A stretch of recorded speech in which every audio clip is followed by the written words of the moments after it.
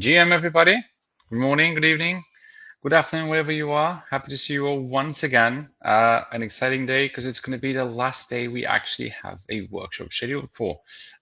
So we're pretty much at the end of the workshop series. Luckily, all of these workshops are recorded, so you will be able to follow along and catch up with all the previous recordings. We have an interesting workshop scheduled for the day, which is going to be on how to interact with smart contracts with Citrea. So I'm going to quickly invite Talip on stage, who's going to be our speaker for today. And in the meantime, as he gets ready, I just want to get over just a quick reminder.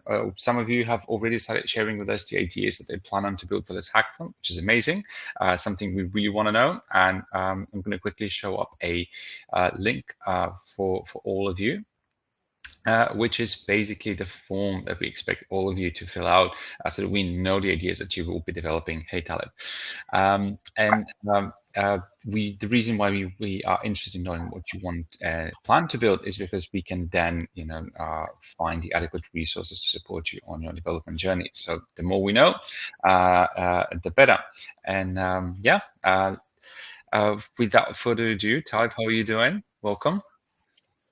Hi, well, I'm doing fine. How about you guys? I hope you're all doing well.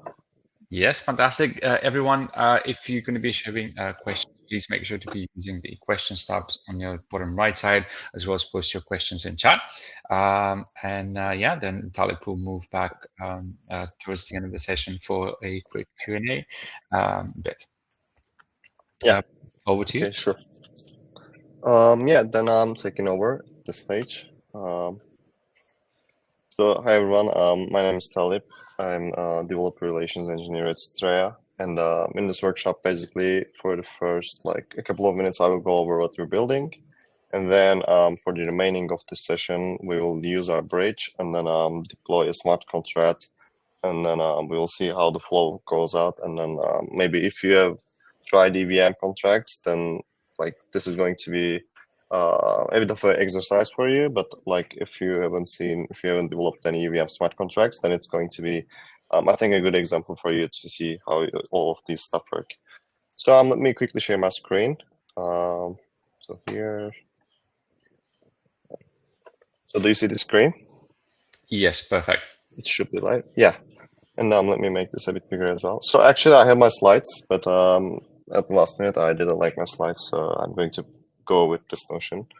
And if you can quickly follow, this is just going to be a quick introduction, and then we'll go to the coding phase. So basically, Citrea is a zero-knowledge rollup on top of Bitcoin, and that means so rollups essentially are scalability solutions on top of networks, which means as a simple explanation, once your network goes bigger and bigger, sometimes the execution may become costly, and then peer-to-peer networks tend to, may get slower over time.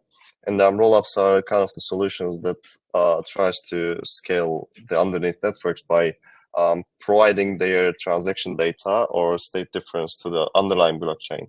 And so that means what we're building is essentially we are building a rollup which is going to be which execution going to be verified on Bitcoin. That means once everything in Bitcoin works, and once we put our data and it's proved to the Bitcoin, and then if everything matches, then you can just you can just trust our network to see that it's working well, everything is going well, and all this stuff as my simplest explanation. And the one additional note here is that since this is a rollup, so you need to be able to move your assets from Bitcoin to our system.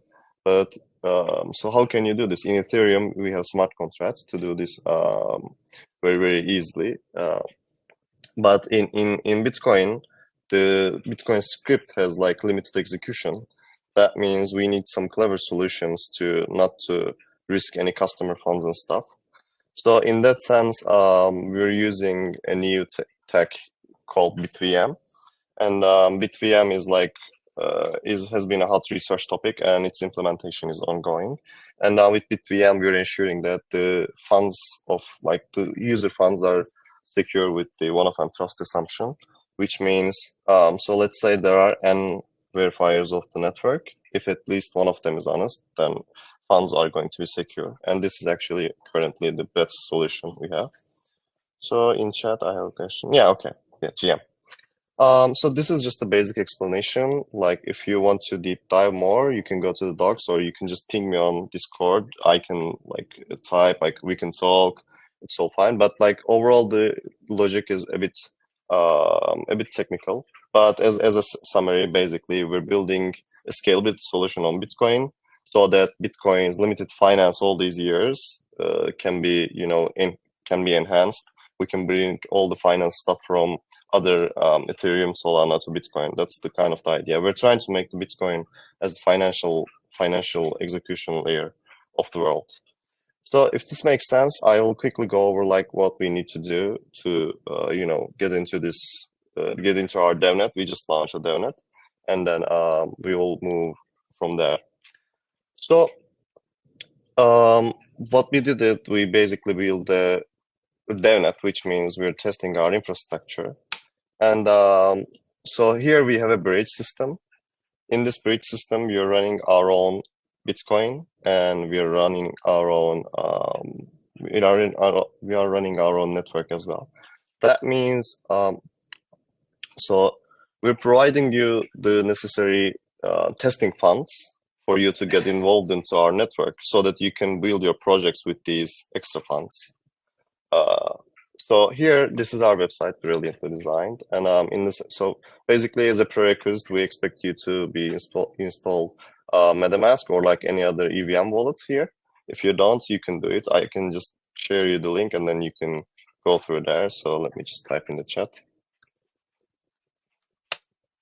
So this is the link of the MetaMask. I just typed it, but in the Web3 space, just be careful about the links. Just know what you're clicking on. But for this workshop, this is the link. You can click it, and you can download MetaMask if you don't have already.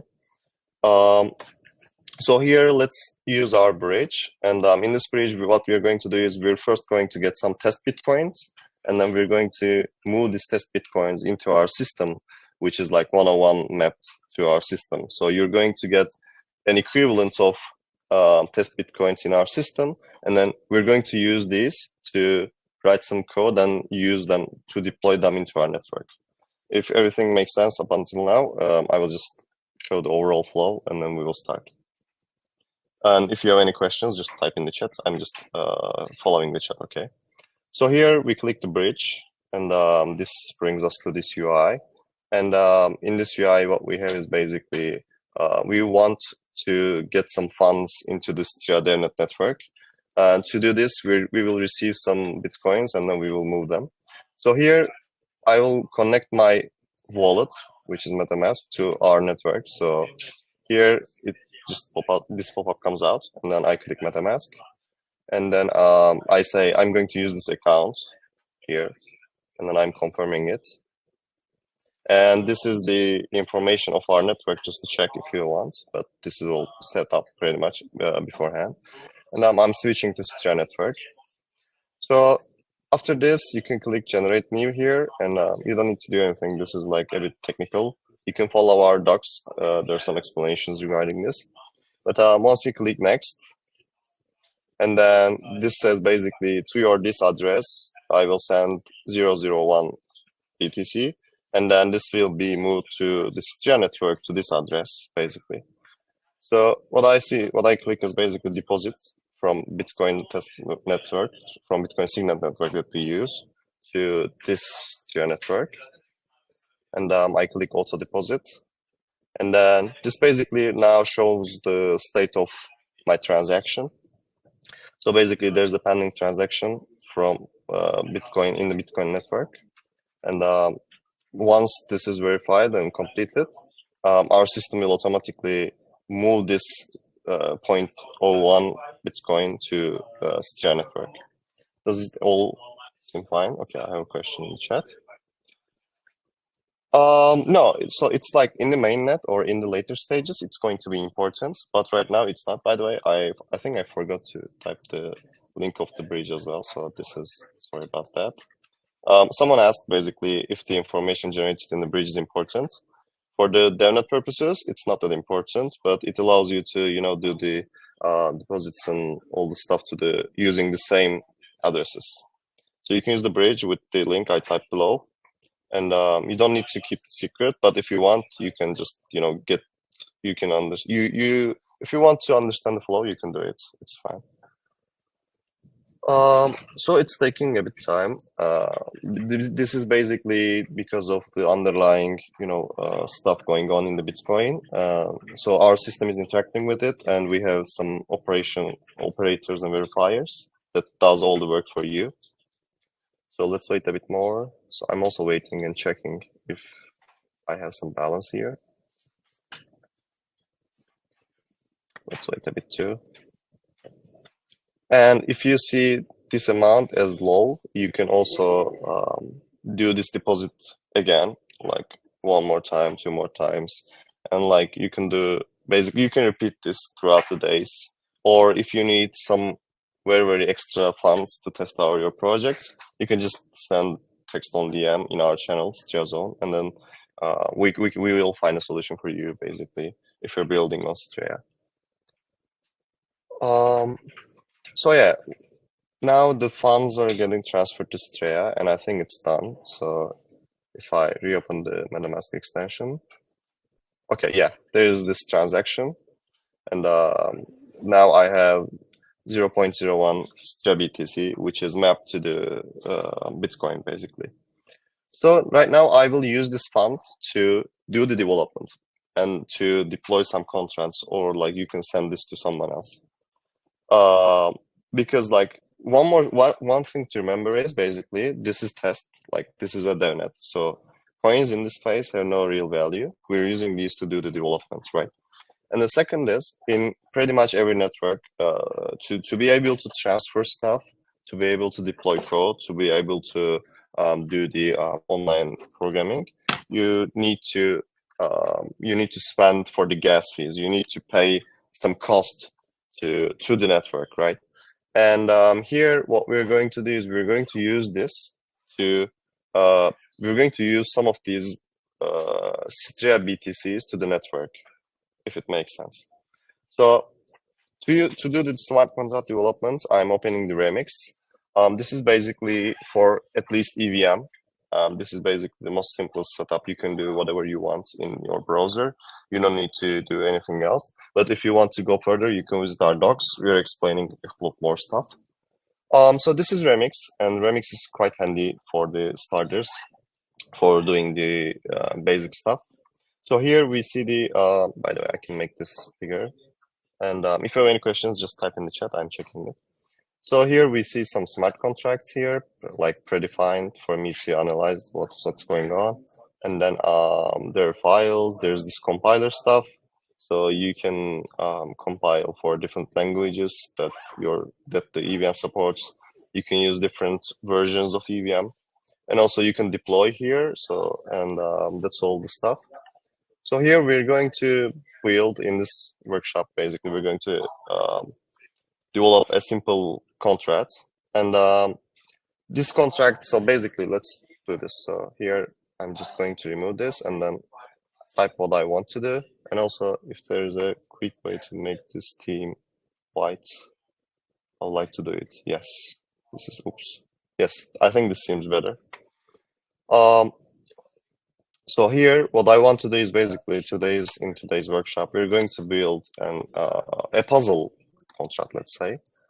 And so here, my aim is to lock some funds for people, for curious minds. And these people should be, so here, the idea is like, there's going to be two functions. There's going to be deposit function and there's going to be a withdraw function. And this is also, let me also share the link of the Remix as well for you. So this is ethereum.org. And also we have the docs at the https docs.citrea.xyz. So here, my puzzle is going to consist of two pieces. One thing is deposit function. And in this function, I'm going to provide a hash and plus put some value here. So that like I'm going to put some put a hash and then put some value here, and the ones who can find the hash will be able to get the value. So that's kind of the idea. Solver will get the value. And what they need to provide is basically, since this is a hash, there's going to be an input of this, there's going to be a preimage of this, and the solver going to be the person who provides the input, who provides the correct input or preimage. So there's going to be two functions basically in this contract. So if you see the idea, like this is a puzzle, and there are two phases. One is like the challenge setter puts a hash to the code, and then like puts also some value, like some CBTC in this example, and then the person who is going to solve the puzzle will just provide an input, and then to their account, all the money will be back to their account, if it makes sense. So here I'm going to provide you the basic contract here for you to not to wait for me, or let me think. Okay, at the end I will provide the code as well, but for now let me just like type it all, and then you try to try to understand the overall logic. I'm going to talk about everything. Okay. So here let me also change the name of this to puzzle. Okay. So in smart contracts in Ethereum, basically you define you're going to like develop a contract here, and let's say this is like puzzle hash contract as a name, and this is going to have two functions basically, right? One of them is a deposit function, and the other one is a withdraw function. And so for this deposit function, we're going to provide a hash basically as the challenge setter.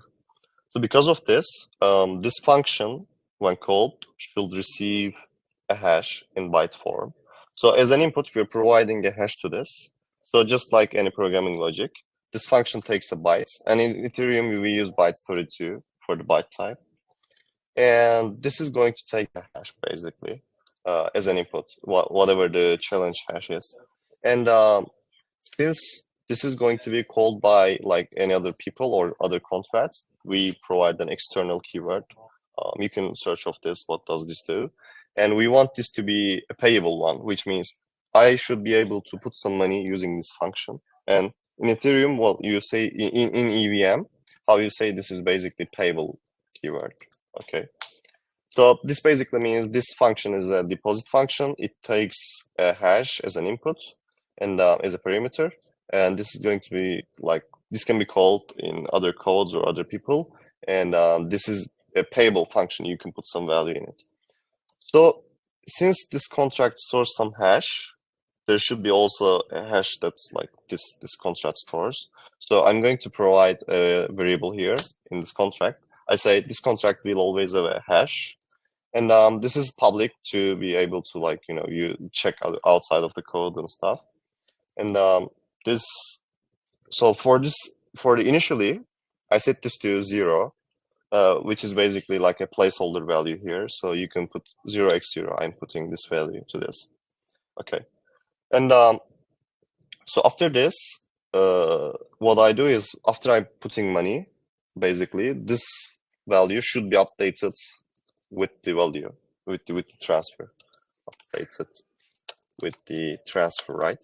So in that sense, what I'm going to do is basically I need to check first. So there's this logic. First check. So this is just one-time use, by the way, one-time use challenge. First check if this challenge has been set. If not, we're going to set it. If not, set it to the provided hash and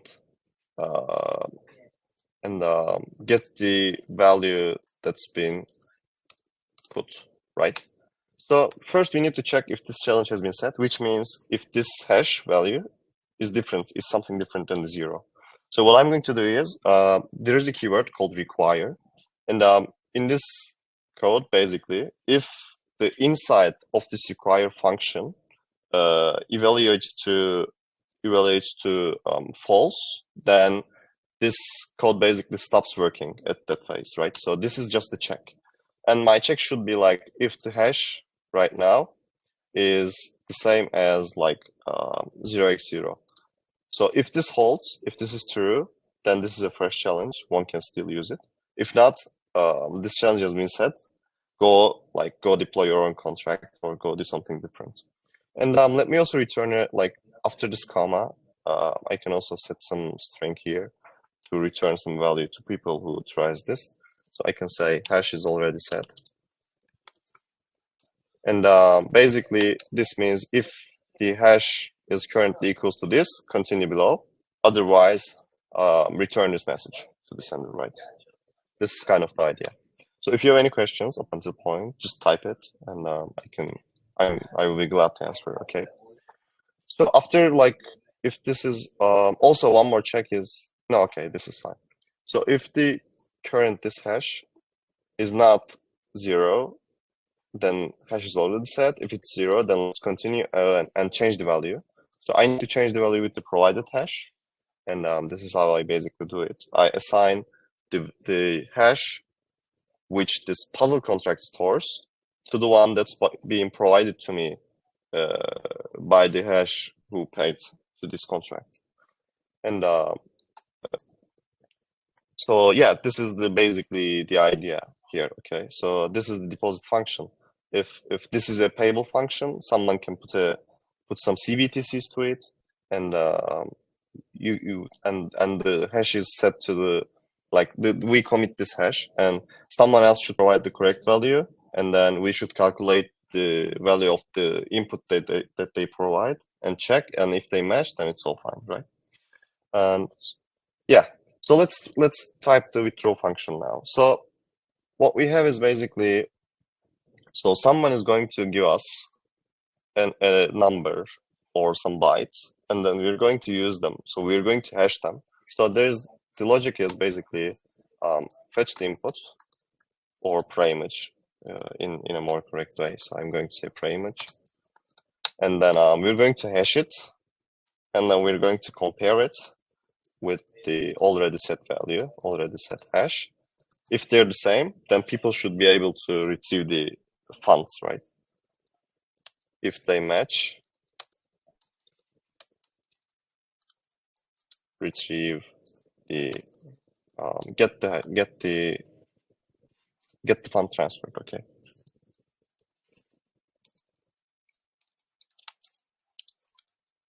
So yeah, this is kind of the logic. Okay, but how are we going to implement this?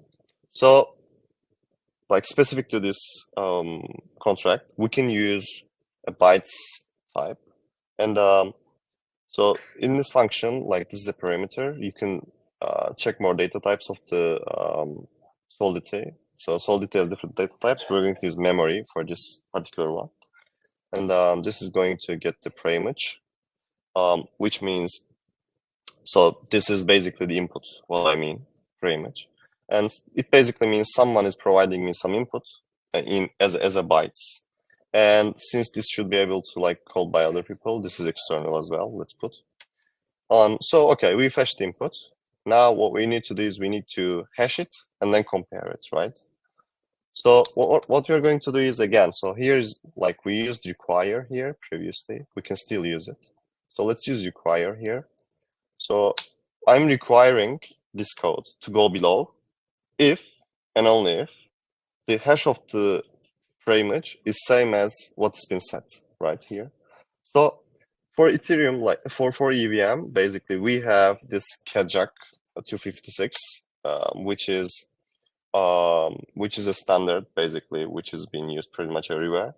And so for this sake of this example, I'm using also this function. So if you want, you can search other hash types. You can search other hash functions. But Kajak is a good introduction, and it's commonly used. So I'm going to use this Kajak to hash my value, and then I'm going to check if it matches with the current hash that's been stored.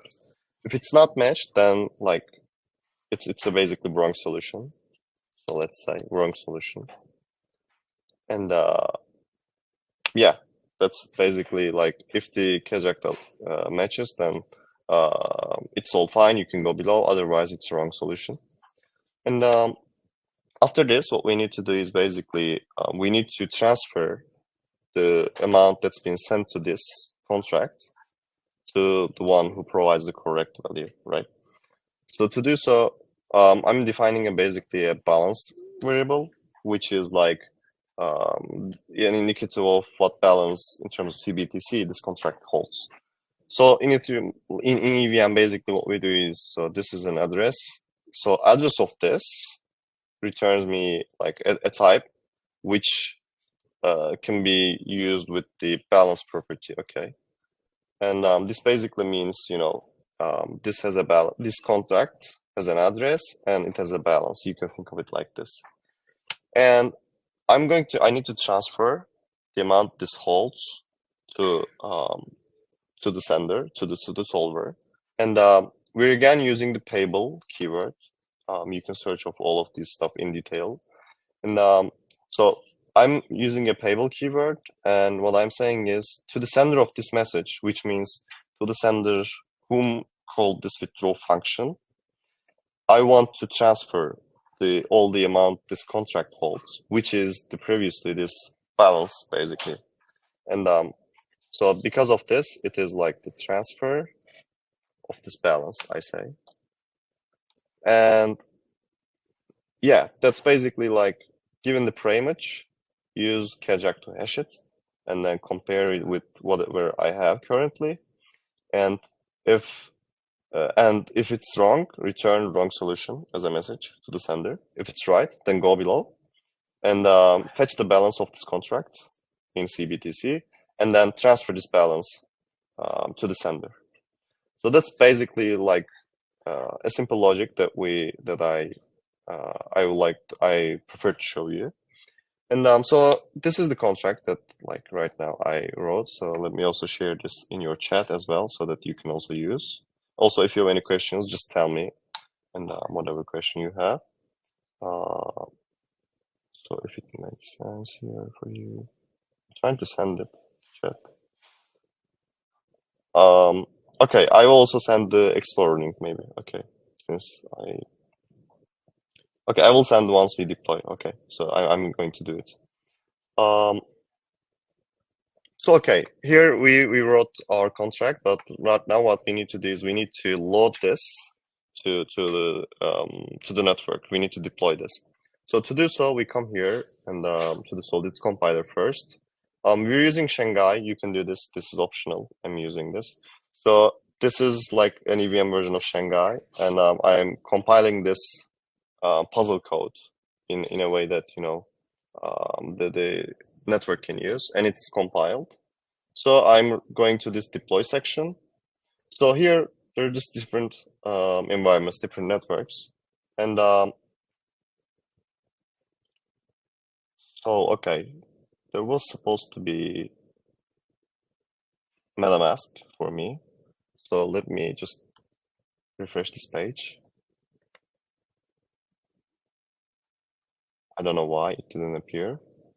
Oh, okay, right now it is here. Okay, so let me check if my contract is here. Puzzle, okay. And let me check Shanghai, okay. Okay, right now I have this. So there's this different networks that one can use. So I tell Remix, use whatever network my MetaMask uses, because my MetaMask right now uses Citrea DevNet. Okay, you can see here. So I say this, and then it tells me, do you trust this website? I say, I do. I'm trusting it. So here, it gave me like this. So, okay, now I need to deploy this. But, okay, there's this, I have this one. Okay, let me just check again. Okay, yes, now the amount was wrong, so that was why I was confused, but it's now correct. So what I need to do is right now I need to deploy this contract, right? So I'm compiling this again. I'm coming here. So I will first deploy, just put the contract in the system. So here to do this, basically, I just click on deploy. And it basically says, is this contract you want to deploy? And this is the amount you're going to pay. Are you sure? And I say yes. And it's deploying. And right now it has deployed the contract. Okay, so if we check this, like this is the information regarding the contract. And let me again try to send you this contract in the chat as well. So here, I don't know why it doesn't allow me in the chat, but I will. Okay, never mind.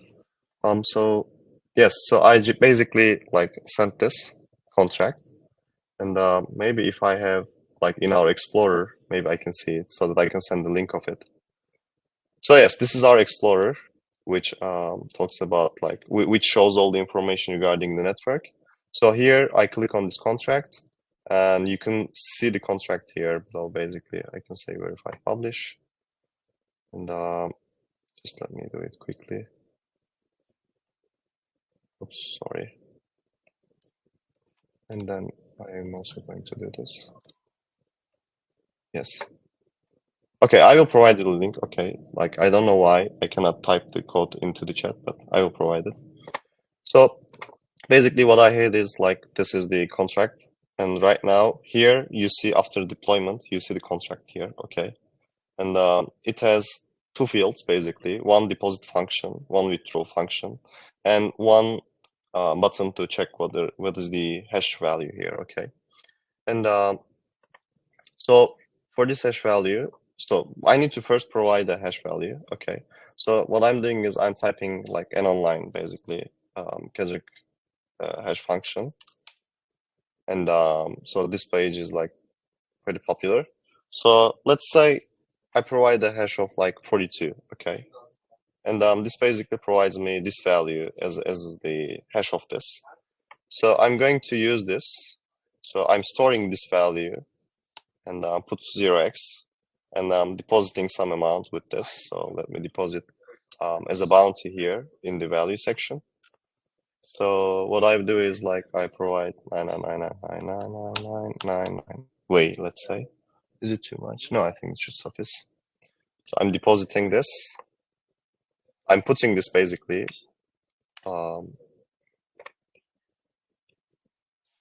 as like with the hash. So okay, I put the hash of 42 in this contract, and yes, basically I put this hash to the contract. So anyone who knows the input of this can try to withdraw, right? This is the idea. So if I try maybe, for example, something like wrong, something like, let's say 44, like this is not 42. If I click withdraw, basically like the estimation already like tells me, you know, this is not going to work because it simulates me. It simulates the execution and then tells me like it's not going to work. Are you sure? And like I'm just not going to do it right now. But so for example, let's say no one claimed my price. Okay, let's say I want to withdraw the amount that I already put. So what I'm going to do is I'm going to provide the correct value here. So I can also check the hash, by the way. Let's check it. So this is the hash basically. The hash is this, which is correct. And right now I want to withdraw this with the, let's say another value. So this is not going to work. But if you also send a transaction, it's not going to work.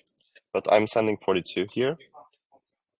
So it says again, okay. Let me send the transaction again. Interesting. It said, okay, this is wrong. I think it's about formatting. So if I put 42, okay, this is pretty strange. So this is 42. This is withdrawal.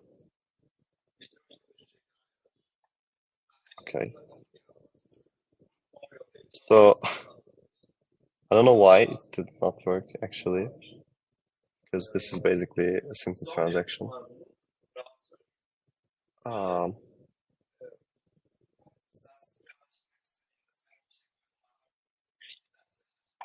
Okay. Oh, okay. Since this is bytes memory, I may need to provide. Okay, okay, I see. I may need to provide the value which is like with the correct padding. So, okay.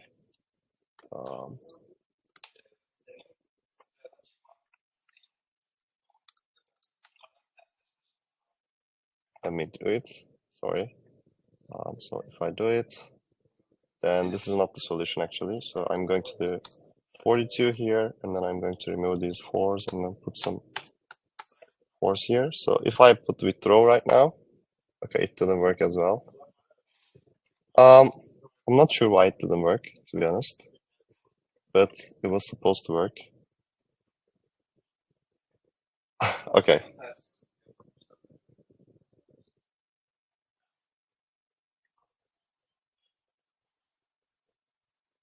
Okay, this is wrong because the hash didn't match. But okay, I probably like did something wrong with the types. But let this be a challenge for you then. So if you guys can find like what I'm doing wrong, so since you know already know the contract address, I can share you with. So maybe you can try to interact with the contract and try to fetch the value back. So this is the contract hash basically. I'm sending this, and let me also send you the Explorer link as well. So this is the link in the Explorer. So there's a contract here, and it has a value in it. So if you can find if you can see what's wrong, then you can basically get it back. I think this is regarding the types, but I will check it out, and then I will just quickly type in, I will just share it with you guys on Discord, okay, if it makes sense. But overall logic is this. Overall logic basically works like this. So you can use our bridge, and from our bridge you can get funds, and with this you can deploy contracts, you can send money to other people, and you can do whatever you want. You can build on top of Citrea, which is like pretty much one of the most coolest tech projects I've ever worked on, and I think one of the most coolest tech projects that's going to be talked a lot more in the future as well. So yeah, I think like, this is kind of pretty much it on my end. I will just quickly find out what did I wrong. I think I'm just providing the value wrong in terms of like padding, maybe bytes, maybe, but overall that's it from me. And if you have any questions, just type in the chat. I can answer them. Yeah, that was great. Thank you for the nice presentation, Talib. For those of you that are missing some of the details, as a reminder, all of this will be recorded. We will be able to follow along and watch the recording tomorrow, roughly 12 to 24 hours from now, in the Hacker Pack, along with all the other videos that from the workshops that have happened this week and last week as well.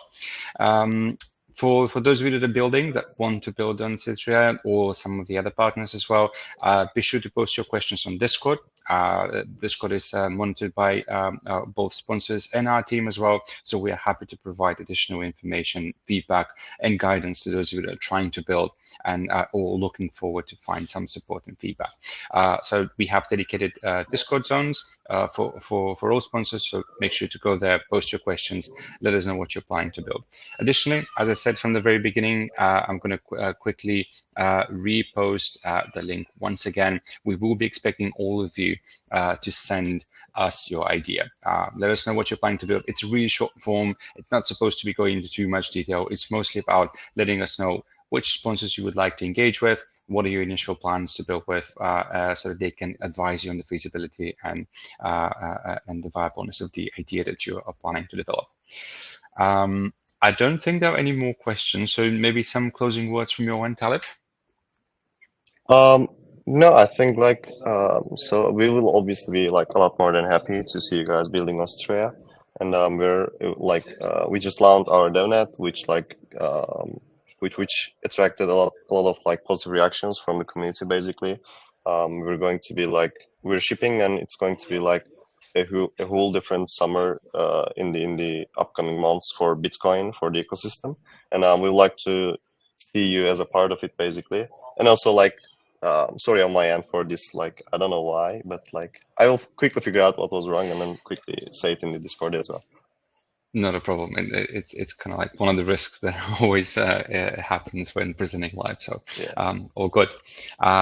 And as a reminder, if you have any additional documentation or links, slides, whatsoever you'd like to share, feel free to send them my way, and we will then make them available to everyone through our Hacker Pack. Yeah, one more thing is just yeah. So we also have like in our documentation, we also have like additional section, which also goes like a different contract, but all these steps. So if you like skip some parts, if I wasn't able to tell you some steps, you can just quickly check it out as well if you want in the meantime. And don't forget to ask any questions that you have so that we can answer in the Discord. Fantastic. Yeah, thank you all. I was just double checking that we're not missing anything from the chat section.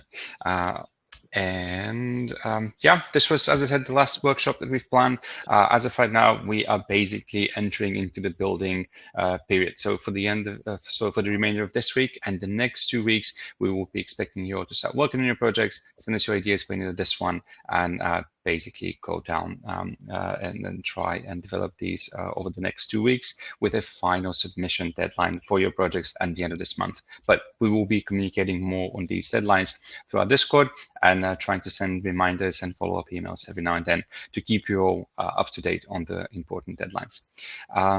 Thank you, Talib, for this great workshop. I think it was amazing to see it all live, even though we had some issues, but again, shows you what development takes.